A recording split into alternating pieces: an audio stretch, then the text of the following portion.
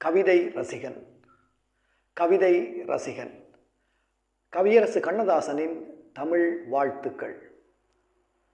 கவியரசு கண்ணதாசன் அவர்கள் சினிமா துறையிலே கோலோச்சிய ஒரு கவிஞர் என்றாலும் அவர் தமிழ் கவிதை துறையிலே தரமான பல கவிதைகளை யாத்தளித்தவர் என்பது மிக முக்கியமானது. அவருடைய பல கவிதை நூல்கள் வெளிவந்திருக்கின்றன. அவருடைய கவியரங்க கவிதைகள் மிகவும் போற்றத்தக்கவை.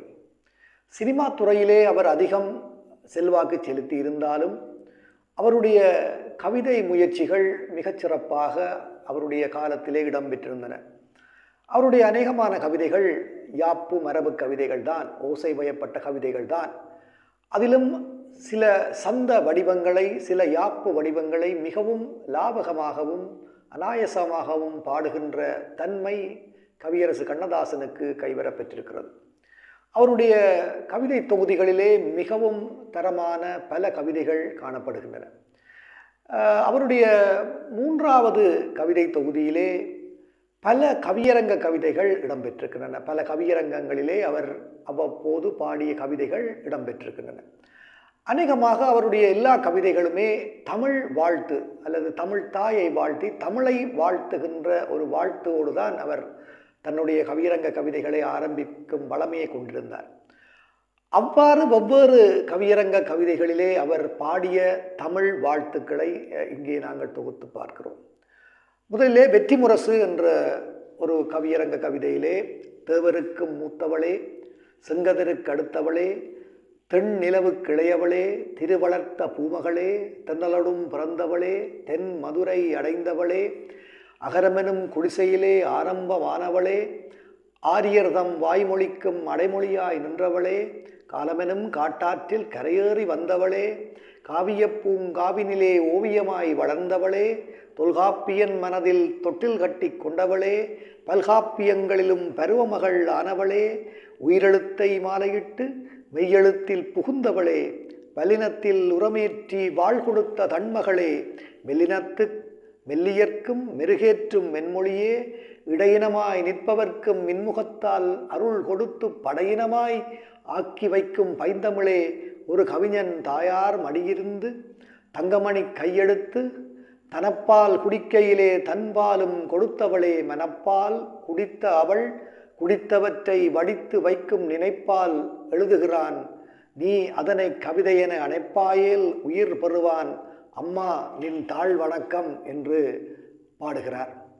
அதே போல நீத்தார் நினைவு கவியரங்க கவிஞருடைய முன்னுரை கவிதையிலே முன்னை பழம்பொருளே, மூவினத்து முத்தமிழே, முக்கனியே முப்பாலே, மூவேந்தர் குலக்கொடியே, அன்னை தமிழே, அறமகளே, என் வாயால் உன்னை புகழ்ந்தோர் உலகத்தை யான் சமைத்தேன், இன்னும் உனை புகழ என் கவிக்கு வலிமையில்லை, பன்னூல் தெளிந்து வந்த பாவாணர் துணையுடனே பன்னாள் நான் உலவி வர பால் தருவாய் வாழிய நீ என்று அந்த கவிதையினுடைய ஆரம்ப பாட்டிலே அவர் பாடுகிறார். ஜனநாயக சோசலிசம் என்ற அவருடைய கவியரங்க கவிதையிலே ஆரம்ப கவிதையாக தென்றலிலே ஒலி வாங்கி தேனாற்றில் உயிர் வாங்கி கன்றின் குரலினிலே அகரமெனும் கால் வாங்கி நின்று செல்லும் காவிரியில் நெடிய உடல் வாங்கி அன்றிலெனும் அன்னத்தின் அடிவாங்கி முற்றுணர்ந்த ஞானத்தில் கண்வாங்கி நடந்து மெல நடந்து நாணல் போல் நாணி நலம்பாடும் சங்கெடுத்து புல்லாங்குழலில் புகுந்து புறப்பட்டு மெல்லியலார் செவ்விதழில் மெல்ல அரும்பு கட்டி கல்லாத மழலையர்தம் கனிவாயில் குடியிருந்து கற்றார் அவையில் பிறந்த பெரும்பொருளே, முற்றும் முனையறிந்த முத்தமிழர் சந்நிதியில் சற்றே உனையறிந்தோன் தலை சாய்த்து பாடுகிறேன், குற்றம் இருந்தால் குறித்துக்கொள், மீண்டும் இந்த குற்றம் வராமல் குழந்தைக்கு பாலூட்டு என்று பாடுகிறார். அதே போல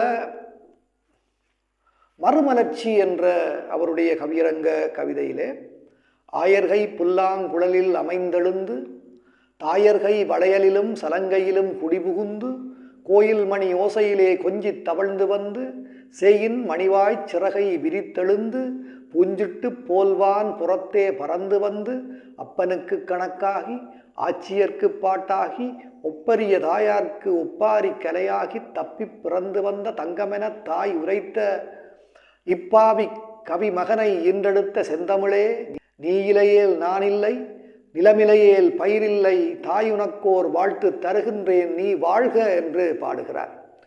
மேடும் பள்ளமும் என்ற அவருடைய கவிதையிலே, வாயுடையார்க்கெல்லாம் வாத்திய தரும் வண்டமிழே, செய்யுடையார் வீட்டில் செழித்து வரும் செந்தமிழே, நேயக் கலவி மயக்கத்தில் நெஞ்சுருக மாய விழிக்காரி வண்ணக் கனி இதழில் முத்தமிடும் போதும் மூழ்கித்தனை மறந்து சத்தமிடும் போதும் சங்கொலிக்கும் எந்தமிழே, சித்தத்தே நின்றென்னை சீராட்டும் தென்மொழியே பிள்ளை வணக்கம் என்று தமிழ் வாழ்த்தை பாடுகிறார்.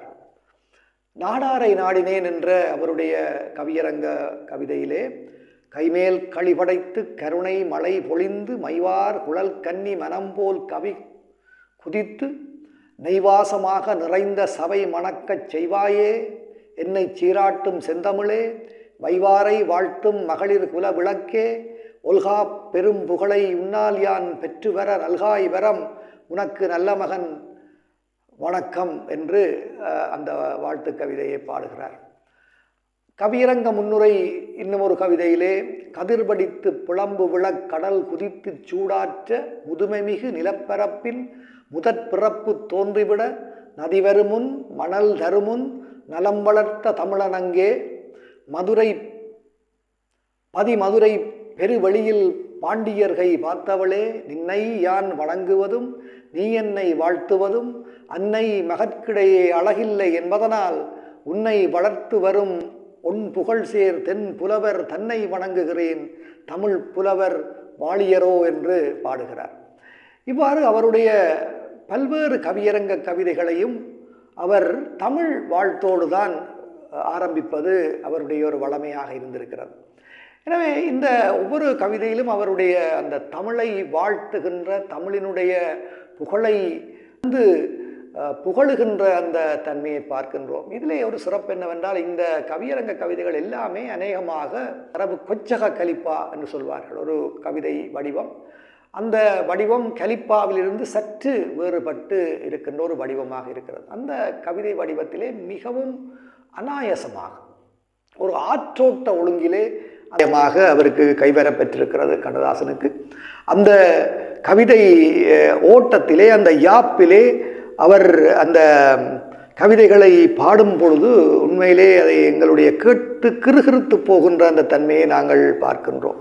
உண்மையிலே அந்த கவிதை வடிவம், அது நான் நினைக்கிறேன் அந்த கவிதை வடிவத்தினுடைய ஒரு பெருமையாகத்தான் பார்க்க முடியும்.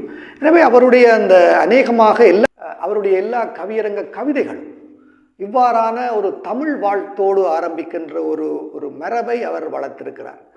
அந்த அநேகமாக எல்லா கவிதைகளுமே அந்த தரவு சொச்சக கலிப்பா என்ற அந்த யாப்பு வடிவிலே மிகவும் அழகாக இருக்கின்றன. எனவே எங்களுடைய தமிழின் பெருமையை பலர் பாடியிருக்கிறார்கள். பாரதி பாடியிருக்கிறார். அந்த கண்ணதாசனுடைய தனித்துவமான அந்த தமிழ் வாழ்த்து தமிழை மேலும் பெருமை கொள்ள வைக்கிறது.